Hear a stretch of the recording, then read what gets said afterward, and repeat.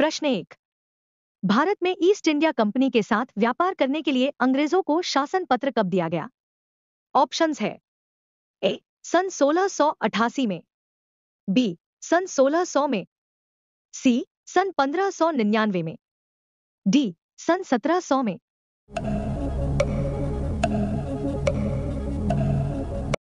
सही जवाब होगा ऑप्शंस बी सन 1600 में। प्रश्न 2। गवर्नर जनरल ऑफ बंगाल के पद का सृजन किस अधिनियम के द्वारा किया गया? ऑप्शंस है।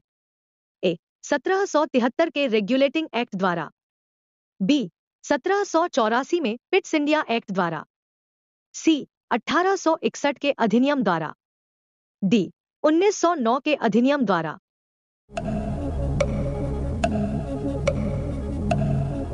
सही जवाब होगा ऑप्शंस ए 1773 के रेगुलेटिंग एक्ट द्वारा। प्रश्न 3। भारत के गवर्नर जनरल को अध्यादेश जारी करने का अधिकार किस अधिनियम द्वारा प्रदान किया गया है? ऑप्शंस है।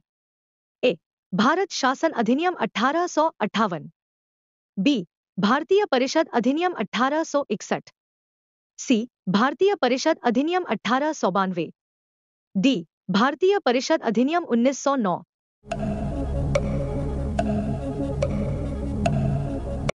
सही जवाब होगा ऑप्शंस बी भारतीय परिषद अधिनियम 1861। प्रश्न 4। ब्रिटिश प्रजा को भारत में व्यापार करने की स्वतंत्रता प्रदान की गई?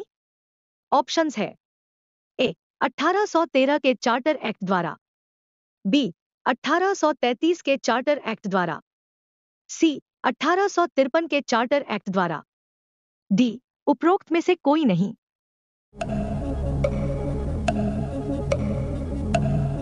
सही जवाब होगा ऑप्शंस ए 1813 के चार्टर एक्ट द्वारा। प्रश्न 5।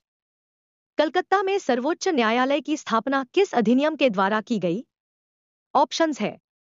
ए 1773 के रेगुलेटिंग एक्ट द्वारा, बी 1784 के पिट्स इंडिया एक्ट द्वारा, सी 1781 के एक्ट ऑफ सेटलमेंट द्वारा, डी 1833 के चार्टर एक्ट द्वारा।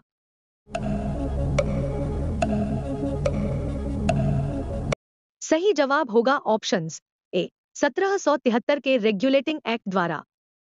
पॉलिटिकल साइंस के क्वेश्चंस आंसर्स वीडियोस के लिए चैनल को सब्सक्राइब करें। प्रश्न 6। बंगाल के गवर्नर जनरल को संपूर्ण भारत का गवर्नर किस अधिनियम द्वारा बनाया गया? ऑप्शंस है। ए 1861 के भारतीय परिषद अधिनियम द्वारा, बी 1833 के चार्टर एक्ट द्वारा, सी 1853 के चार्टर एक्ट द्वारा, डी 1892 के भारत परिषद अधिनियम द्वारा।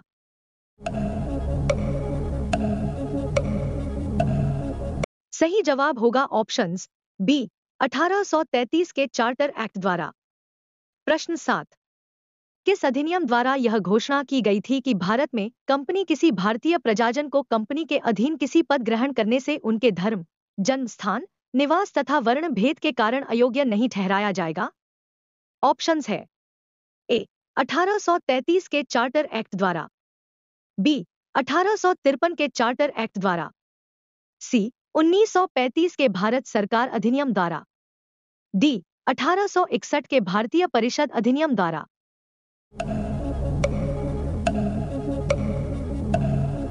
सही जवाब होगा ऑप्शंस ए 1833 के चार्टर एक्ट द्वारा। प्रश्न 8। किस अधिनियम द्वारा गवर्नर जनरल को एक विधि आयोग नियुक्त करने का भी प्राधिकार दिया गया है? ऑप्शंस है। ए 1853 के चार्टर एक्ट द्वारा, बी 1833 के चार्टर एक्ट द्वारा, सी 1861 के भारतीय परिषद अधिनियम द्वारा, डी 1892 के भारत परिषद अधिनियम द्वारा।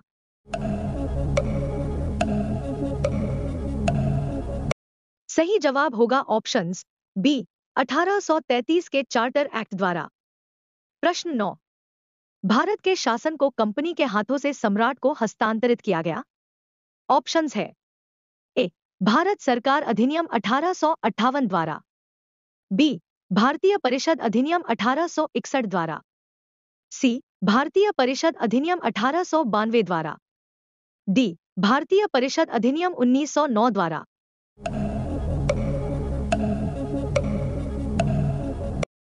सही जवाब होगा ऑप्शंस ए, भारत सरकार अधिनियम 1858 द्वारा।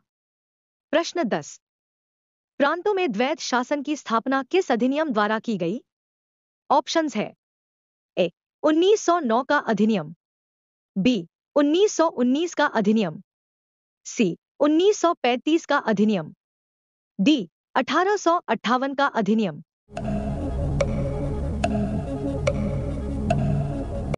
सही जवाब होगा ऑप्शंस बी, 1919 का अधिनियम।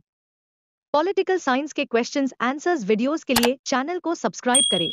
प्रश्न 11, सन 1935 के अधिनियम की सबसे महत्वपूर्ण विशेषता थी? ऑप्शंस है ए, प्रांतों में स्वायत्त शासन की स्थापना, बी, केंद्र में पूर्ण स्वायत्तता की स्थापना, सी, प्रांतों में दोहरे शासन की स्थापना, डी, उपरोक्त में से कोई नहीं।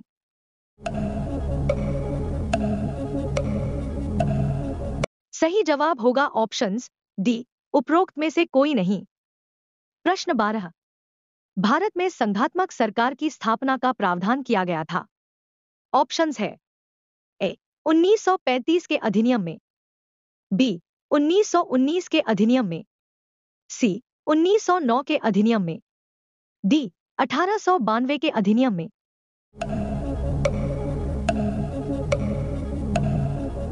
सही जवाब होगा ऑप्शंस डी, 1892 के अधिनियम में।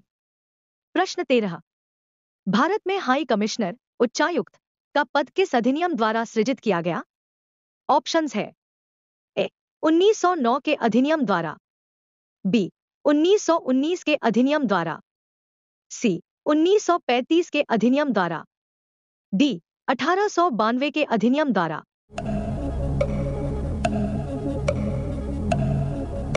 सही जवाब होगा ऑप्शंस बी, 1919 के अधिनियम द्वारा। प्रश्न 14, सन 1935 के अधिनियम द्वारा प्रस्तावित संघ में ऑप्शंस है ए, प्रांतों के लिए संघ में शामिल होना अनिवार्य था, बी, प्रांतों के लिए संघ में शामिल होना स्वैच्छिक था, सी, प्रांतों एवं देशी रियासतों दोनों का संघ में शामिल होना अनिवार्य था, डी, प्रांतों एवं देशी रियासतों दोनों का संघ में सम्मिलित होना स्वैच्छिक था।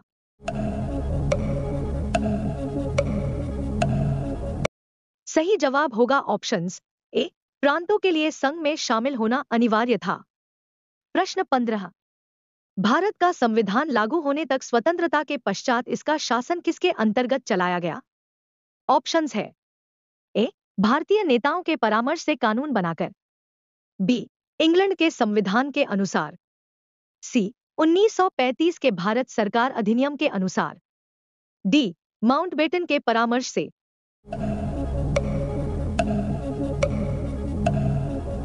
सही जवाब होगा ऑप्शंस सी, 1935 के भारत सरकार अधिनियम के अनुसार। पॉलिटिकल साइंस के क्वेश्चंस आंसर्स वीडियोस के लिए चैनल को सब्सक्राइब करें। प्रश्न 16, कैबिनेट मिशन योजना के अनुसार संविधान सभा के चुनाव कब संपन्न हुए? ऑप्शंस है ए, जुलाई 1946 में, सी, जुलाई 1947 में, बी, अगस्त 1946 में, डी, अगस्त 1947 में।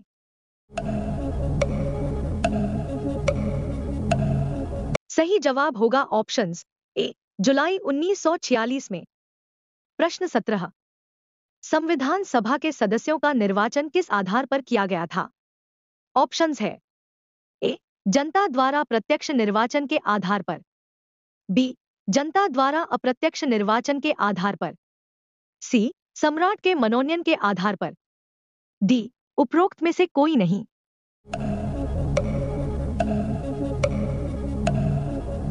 सही जवाब होगा ऑप्शंस ए, जनता द्वारा प्रत्यक्ष निर्वाचन के आधार पर।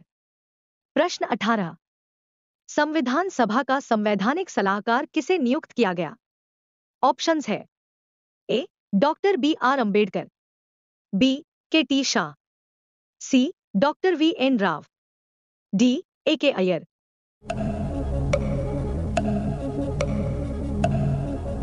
सही जवाब होगा options C, doctor V N. Rao. प्रश्न 19, संविधान की प्रारूप समिति के अध्यक्ष कौन थे?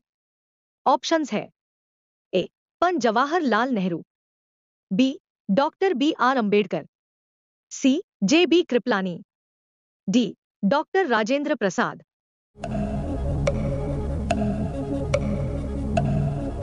सही जवाब होगा options B. Doctor B R. Ambedkar. प्रश्न 20, संविधान निर्मात्री सभा में झंडा समिति के अध्यक्ष कौन थे? ऑप्शंस है ए. के.एम. मुंशी, बी.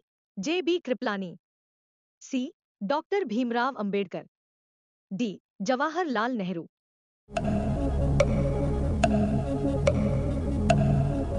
सही जवाब होगा options B. J B. Kripalani. Political science के क्वेश्चंस आंसर्स वीडियोस के लिए चैनल को सब्सक्राइब करें।